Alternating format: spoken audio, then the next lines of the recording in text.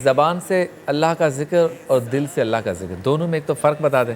فرق بظاہر تو یہی ہے کہ اللہ اللہ زبان سے کہا جائے اور کہا جائے میں دل میں پڑھ رہا ہوں۔ اب افضل کون سا ہے، افادیت کس کی ہے، فضیلت کس کی ہے، اور کون سا ذکر زیادہ مقبول ہے، یعنی زبان سے ادا کریں وہ زیادہ مقبول ہے یا جو دل سے ادا کریں وہ زیادہ مقبول ہے؟ بسم اللہ الرحمن الرحیم۔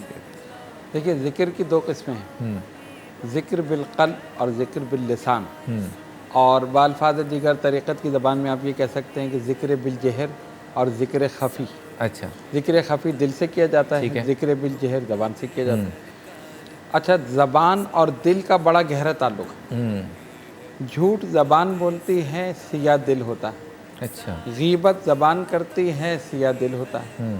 اسی طرح گناہ زبان سے ہوتے ہیں، دل سیاہ ہوتا ہے۔ تو اس لیے کہتے ہیں نا اقرار باللسان و تصدیق بالقلب، کہ اگر کسی بات کا اقرار تمہاری زبان کر رہی ہو تو اس کی تصدیق دل بھی کر رہا۔ تو اس لیے ان دونوں کے ذکر کی اہمیت ہے، لیکن اہمیت دل کے ذکر کی ہے۔ واہ واہ۔ اچھا، اب اس میں بعض سلاسل میں ذکر بالجہر اور بعض میں ذکر خفی، جیسے نقشبندیہ میں ذکر خفی ہے، اور چشتیہ، سہروردیہ، قادریہ میں جو ہے ذکر بالجہر۔ صحیح، دونوں کی اپنی اپنی فضیلت ہے، لیکن ذکر قلبی جو ہے اس کی فضیلت ہے، اور ذکر بالجہر جو ہے اس کی اپنی الگ فضیلت ہے۔ اب اس کی مثال آپ یہ سمجھیں کہ سیدنا ابو بکر صدیق رضی اللہ تعالیٰ عنہ تلاوت فرماتے تھے بہت آہستہ، اچھا، بالکل جیسے وہ خود ہی سنے، یعنی جیسے آپ سمجھے کہ دل میں۔ اور سیدنا فاروق اعظم رضی اللہ تعالیٰ عنہ زور سے، بلند آواز سے فجر کے وقت تلاوت کرتے۔ واہ واہ۔ تو لوگوں نے آ کے شکایت کی، یا رسول اللہ صلی اللہ علیہ وسلم فداک امی و ابی، سرکار یہ اتنی زور سے تلاوت کرتے ہیں کہ ہم سوتے سوتے اٹھ جاتے ہیں، اچھا، اور یہ اتنی آہستہ کرتے ہیں کہ پتہ ہی نہیں چلتا۔ تو دونوں کو بلایا، پوچھا تم کیوں زور سے کرتے ہو؟ کہا سرکار میں اس لیے کرتا ہوں کہ میں فجر کے لیے سوتے ہوئے لوگوں کو جگاتا ہوں۔ اچھا، اور بلایا صدیق اکبر رضی اللہ تعالیٰ عنہ کو، تم کیوں آہستہ کرتے ہو؟ کہ میں جس کو سنانا چاہتا ہوں وہ تو دل کی بات بھی سنتا ہے، تو مجھے زور سے کرنے کی ضرورت۔ تو دونوں کو منع نہیں کیا، فرمایا عمر تم اپنی آواز تھوڑی سی پست کر لو، ابو بکر تم اپنی آواز تھوڑی سی بلند کر لو۔ واہ واہ واہ، یعنی درمیانی طریقہ اختیار کرو۔ دونوں، قرآن نے کہا نا وابتغی بین ذالک سبیلا، واہ، درمیانی راستہ، اعتدال۔ تو اب جہاں تک اس میں تعلق ہے نا، اب اس میں تعلیمات اپنی اپنی جگہ ہیں تمام سلاسل کی۔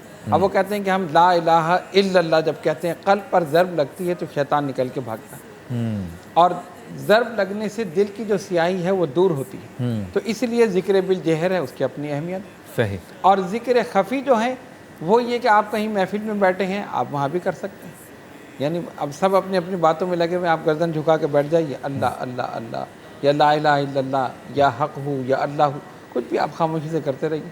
تو اگر محفل میں ہو، مجمع میں، تو پھر ذکر خفی بہتر، اور اگر ویسے آپ گھر میں یا کسی ذکر کی ہی محفل ہے تو اس میں پھر ذکر بالجہر۔ کیا بات۔ تو اچھا، اس میں کیا ہوتا ہے کہ کرتے کرتے پھر قلب ذاکر ہو جاتا ہے، پھر کیفیت یہ ہوتی ہے کہ زبان بند بھی ہو تو دل جاری ہوتا ہے۔ کیا بات۔